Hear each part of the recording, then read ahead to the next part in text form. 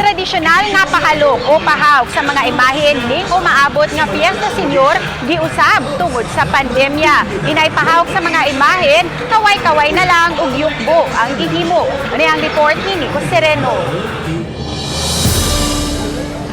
Taas ang linya sa mga Mandawihanon sa National Shrine of St. Joseph. Human sa welcome mass kaganihang buntag, gihimo ang tradisyonal nga pahalok sa mga imahen. Sama sa naandan, gilinyahan ang mga imahen sa balaang bata ug birhen sa Guadalupe sa mga deboto.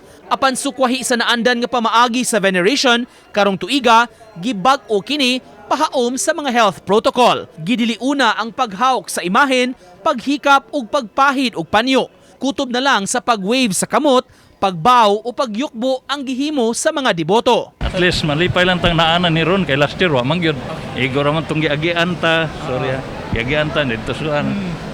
Mayo na kay ni siya, no.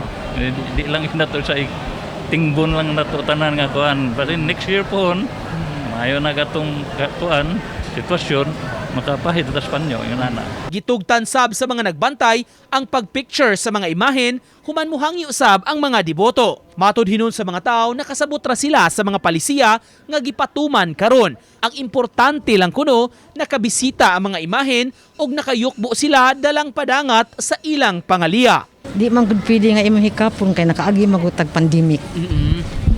So okay ra nimo. Okay ra. Pero lipay ka nga nakaabukan ka diri karon. Nalipay kay nito ang isang uwan. Kayuhan naman pod sa katawhan.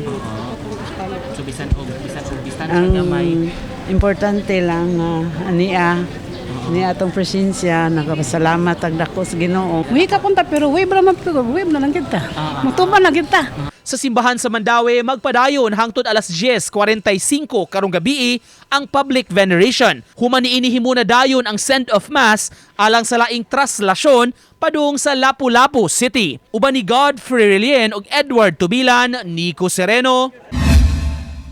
Balitang Bisdak.